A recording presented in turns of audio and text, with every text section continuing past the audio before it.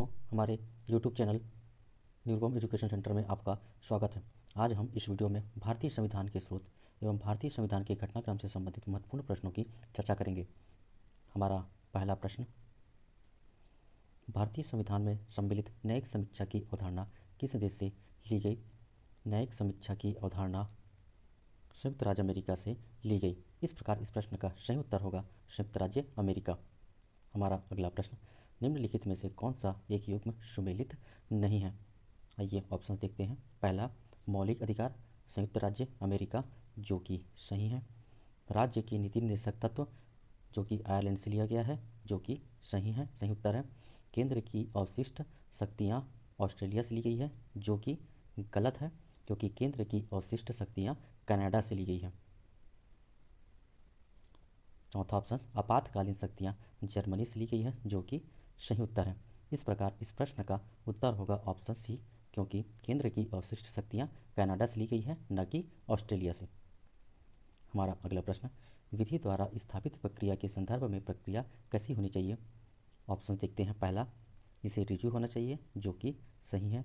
इसे न्यायपूर्ण होना चाहिए, जो कि सही ऑप्शन है। इसे युक्तियुक्त होना चाहिए, जो कि सही ऑप्शन है। इसे वैधानिक होना चाहिए, जो कि सही ऑप्शन है। इस प्रकार इस प्रश्न का सही उत्तर होगा ऑप्शन डी, विधि द्वारा स्थापित प्रक्रिया के संबंध में प्रक्रिया कैसी होनी चाहिए? तो पहला ऋजु होना चाहिए, दूसरा न्यायपूर्ण होना चाहिए, तीसरा युक्तियुक्त होना चाहिए और चौथा वैधानिक भी होना चाहिए। इस प्रकार इस प्रश्न का सही उत्तर होगा चारों ऑब्जेक्टिव। हमारा अगला प्रश्न, भारत ने पंचवर्षीय योजना किस देश से अपनाई थी? भारत ने पंचवर्षीय योजना यूएसएसआर से अपनाई थी। इस प्रकार इस प्रश्न का सही उत्तर होगा ऑप्शन सी। आइए इससे संबंधित कुछ महत्वपूर्ण तथ्य जानते हैं। भारतीय संविधान ने पूर्व सोवियत संघ से पंचवर्षीय योजना को अपनाया था, किंतु वर्तमान में यह व्यवस्था खत्म कर दी गई है। हमारा अगला प्रश्न, सूची 1 में दिए गए भारतीय संवैधानिक प्रावधानों को सूची 2 में दिए गए देशों से जहां से ये लिए गए हैं से सुमेलित कीजिए तथा सूचियों के नीचे दिए गए कूट से सही उत्तर का चयन कीजिए। सूची 1 देखते हैं। समवर्ती सूची, समवर्ती सूची जो कि ऑस्ट्रेलिया की व्यवस्था से ली गई है।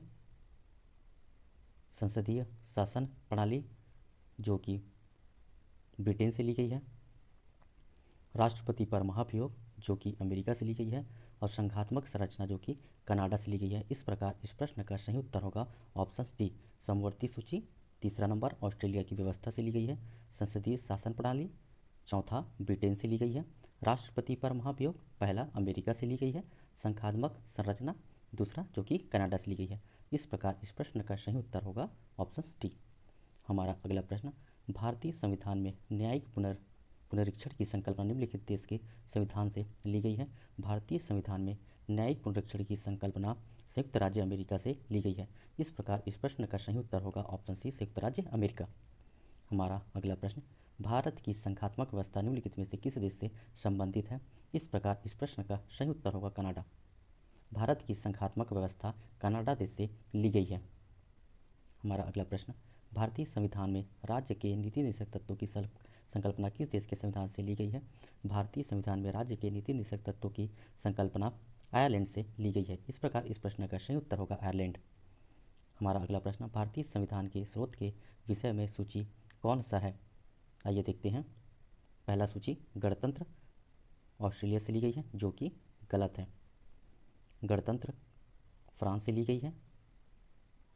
विधि द्वारा स्थापित प्रक्रिया आयरलैंड, जो कि गलत है। संशोधन प्रक्रिया अमेरिका से ली गई है, जो कि गलत है, क्योंकि संशोधन की प्रक्रिया दक्षिण अफ्रीका से ली गई है। संशोधन की प्रक्रिया दक्षिण अफ्रीका से ली गई। समवर्ती सूची फ्रांस से ली गई है, जो कि गलत है, क्योंकि समवर्ती सूची ऑस्ट्रेलिया से ली गई है। राज्यसभा में सदस्य नामांकन जापान से ली गई है, जो कि गलत है। राज्यसभा में सदस्य नामांकन जापान से ली गई, जो कि गलत है। संविधान की सर्वोच्चता दक्षिण अफ्रीका से ली गई है, जो कि गलत है। इस प्रकार इस प्रश्न का सही उत्तर होगा ऑप्शन बी, कोई भी सही नहीं है। हमारा अगला प्रश्न, भारतीय संविधान में मौलिक कर्तव्यों का विचार ग्रहण किया गया है। भारतीय संविधान में मौलिक कर्तव्यों का विचार रूस के संविधान से लिया गया है। इस प्रकार इस प्रश्न का सही उत्तर होगा रूस का संविधान। मौलिक कर्तव्य का संवैधानिक प्रावधान किस देश से अपनाया गया है? मौलिक कर्तव्य का संवैधानिक प्रावधान सोवियत संघ से लिया गया है। इस प्रकार इस प्रश्न का सही उत्तर होगा सोवियत संघ। निम्नांकित को सुमेलित कीजिए। विधि निर्माण की प्रक्रिया यूनाइटेड किंगडम से ली गई है। विधि द्वारा स्थापित प्रक्रिया जो कि जापान से ली गई है। संविधान की सर्वोच्चता जो कि संयुक्त राज्य अमेरिका से ली गई है। राज्यसभा में सदस्यों का मनोनयन जो कि आयरलैंड से ली गई है। इस प्रकार इस प्रश्न का सही उत्तर होगा ऑप्शन सी। विधि निर्माण की प्रक्रिया यूनाइटेड किंगडम से ली गई है। विधि द्वारा स्थापित प्रक्रिया डी जो कि जापान से ली गई है। संविधान की सर्वोच्चता ऑप्शन ए जो कि संयुक्त राज्य से ली गई है। राज्यसभा में सदस्यों का मनोनयन आयरलैंड से ली गई है।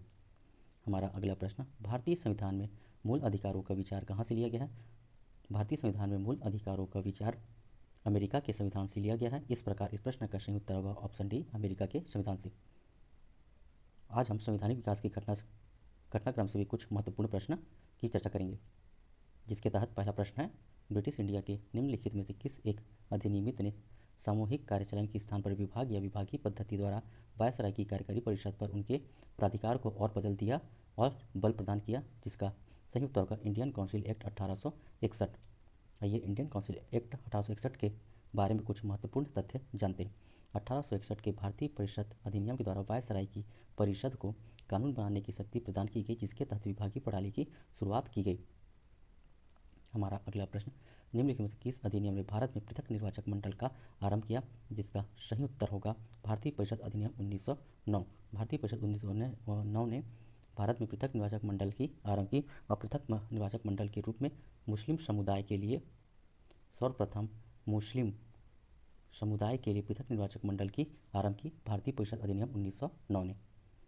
भारतीय परिषद 1909 के बारे में कुछ महत्वपूर्ण तथ्य। भारतीय परिषद 1909 भारत में सांप्रदायिक प्रतिनिधित्व की व्यवस्था की गई। हमारा अगला प्रश्न, निम्नलिखित में से किसने ब्रिटिश भारत में प्रांतीय स्वायत्तता शुरू की, जिसका सही उत्तर होगा भारत सरकार अधिनियम 1935। सूची 1 को हमारा अगला प्रश्न, सूची 1 को सूची 2 से सुमेलित कीजिए और नीचे दिए गए कोड से सही उत्तर का चयन कीजिए। राज्यसभा में सदस्यों, आइए इस सूची 2 में इसका ऑप्शन देखते हैं। राज्यसभा में सदस्यों जो कि आयरलैंड से लिया गया है। संघ का संविधान जो कि कनाडा से लिया गया है। उपराष्ट्रपति द्वारा सभापति जो कि संयुक्त राज्य अमेरिका के संविधान से लिया गया है। और विधि निर्माण की प्रक्रिया जो कि ब्रिटेन से लिया गया है। इस प्रकार इस प्रश्न का सही उत्तर होगा ऑप्शन सी। राज्यसभा में सदस्यों जो कि आयरलैंड से लिया गया है। संघ का संविधान जो कि कनाडा का संविधान से लिया गया है। उपराष्ट्रपति द्वारा सभापति जो कि संयुक्त राज्य की संविधान सभा से लिया गया है। विधि निर्माण की प्रक्रिया जो कि ब्रिटेन से ली गई है। इस प्रकार इस प्रश्न का सही उत्तर होगा ऑप्शन सी, ब्रिटिश संविधान या फिर ब्रिटेन। और इसी ब्रिटिश संविधान को यूनाइटेड किंगडम के नाम से भी जाना जाता है। हमारा अगला प्रश्न, गवर्नमेंट ऑफ इंडिया एक्ट 1935 का मसौदा तैयार करने वाली संयुक्त चयन समिति के अध्यक्ष कौन थे? तो इसका सही उत्तर होगा लॉर्ड लिंडसको। हमारा अगला प्रश्न, भारतीय परिषद अधिनियम 1892 के संबंध में निम्न कथनों को पढ़कर सही विकल्प चुनें। पहला प्रश्न, इसे 20 जून 1892 को लागू किया गया, जो कि गलत है। कुल 24 सदस्यों में से गैर सरकारी सदस्यों की संख्या 5 थी, जो कि सही है। सदस्यों को पूरक प्रश्न पूछने का अधिकार दिया गया, जो कि गलत है, क्योंकि भारतीय परिषद अधिनियम 1892 में सदस्यों को पूरक प्रश्न पूछने का अधिकार नहीं दिया गया था। इस प्रकार इस प्रश्न का सही उत्तर होगा ऑप्शन डी, केवल 2 सही हैं। केवल 2 में कुल 24 सदस्यों में से गैर सरकारी सदस्यों की संख्या 5 थी। इस प्रकार इस प्रश्न का सही उत्तर होगा केवल 2। भारतीय परिषद अधिनियम 1892 के बारे में कुछ महत्वपूर्ण तथ्य देखते हैं। इसे 20 जून 1892 को स्वीकृति मिली, परंतु 3 फरवरी 1893 को लागू किया गया। कुल 24 सदस्यों में से गैर सरकारी सदस्यों की संख्या 5 थी। भारतीय सदस्यों को सार्वजनिक हितों के विषय पर सरकार से प्रश्न पूछने तथा बजट पर बहस करने का अधिकार दिया गया, लेकिन सार्वजनिक हित के विषयों पर मतदान का अधिकार नहीं दिया गया। इन सदस्यों को पूरक प्रश्न पूछने का अधिकार नहीं दिया गया था। केवल भारतीय सदस्यों को प्रश्न पूछने तथा बजट पर बहिष्कार का अधिकार दिया गया था, लेकिन पूरक प्रश्न और मतदान देने का अधिकार इस भारतीय परिषद अधिनियम 1892 के तहत नहीं दी गई थी। हमारा अगला प्रश्न, निम्नलिखित में से किस अधिनियम द्वारा ब्रिटिश ईस्ट इंडिया कंपनी का भारत में व्यापारिक एकाधिकार समाप्त किया गया, जिसका सही उत्तर होगा 1813 का चार्टर एक्ट। 1813 के चार्टर एक्ट के अधिनियम द्वारा ब्रिटिश ईस्ट इंडिया कंपनी का भारत में व्यापारिक एकाधिकार समाप्त किया गया। हमारा अगला प्रश्न, कलकत्ता में सुप्रीम कोर्ट भारतवर्ष में प्रथम बार किस अधिनियम द्वारा बनाई गई थी? ऑप्शन देखते हैं। पीट सीडी एक्ट, जो कि गलत है। 1909 का अधिनियम, जो कि गलत है। 1919 का अधिनियम, जो कि गलत है। 1858 का अधिनियम, जो कि गलत है। ऑप्शन है इनमें से कोई नहीं, तो यही ऑप्शन सही होगा, क्योंकि कलकत्ता में सुप्रीम कोर्ट का निर्माण 1773 के रेगुलेटिंग एक्ट के तहत किया गया था। 1773 के रेगुलेटिंग एक्ट के तहत कलकत्ता में सुप्रीम कोर्ट का निर्माण किया गया था। इस प्रकार इस प्रश्न का सही उत्तर होगा ऑप्शन ए, इनमें से कोई नहीं। हमारा अगला प्रश्न, 1909 के इंडियन काउंसिलिंग एक्ट में किस बात की व्यवस्था की गई थी? जिसका सही उत्तर होगा सांप्रदायिक प्रतिनिधित्व। इसके बारे में हमने पहले भी इस क्वेश्चन की चर्चा कर चुका है। सांप्रदायिक प्रतिनिधित्व, इस प्रकार इस प्रश्न का सही उत्तर होगा सांप्रदायिक प्रतिनिधित्व। आइए अगला प्रश्न देखते हैं। भारतीय परिषद अधिनियम 1861 के संबंध में निम्न कथनों को पढ़कर सही विकल्प चुनिए। इन अधिनियम के फलस्वरूप गवर्नर जनरल की कार्यपालिका परिषद में कुल सदस्यों की संख्या 7 हुई, जो कि गलत है। दूसरा ऑब्जेक्टिव, विधि निर्माण के लिए अतिरिक्त सदस्यों की संख्या कम से कम 6 और अधिक से अधिक 12 कर दी गई, जो कि सही है।